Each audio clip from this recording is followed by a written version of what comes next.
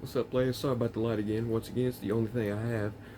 Also, ignore the fact I'm sweaty. I just got done from a really fast bike ride. By that I mean I literally broke the speed limit in the pedal bike. Anyways, I was going down the road and I was thinking about myself. Well, to myself. Basically, cars are the same mass-produced product, and people are just flexing the fact that you're paying more for the same product.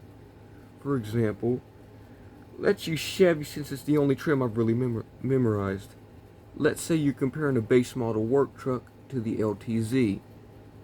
At heart, it's the same truck, but feature-wise, you got difference. In the work truck, you got manual windows, automatic transmission, probably white paint and cheap plastic trims, and those fake vinyl seats that burn you during the summer. Thank God I don't have them and don't have to deal with them since we drive an Avalanche Z66, aka the on-road premium edition. Anyways, uh, so I was thinking to myself, look at Hyundai. You buy them, they're the same crappy car. The paint chips off of them because of course it does. What's wrong with Hyundai? So anyways, let's look at those Chevys. I described the work truck. Now let's look at the LTZ or the High Country or whichever one's still higher.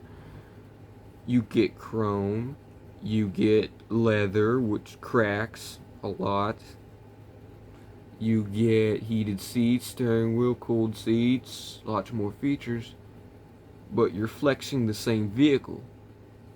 It's still the most mass-produced product in the entire world, and the most stolen since it's the most mass-produced.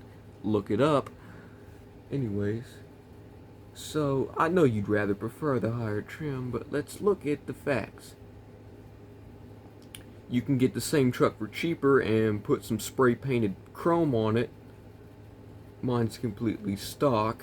To be honest, I kind of like the plastic body plating and stuff, the Avalanche. If you don't, screw you, no one wants your opinion. Anyways. Or you could just buy the parts online and still get it cheaper. I mean, yes, that's technically up badging, but if you actually go for the effort to upgrade it, technically you made it. It's still the same thing at heart, but you made it your own special trim.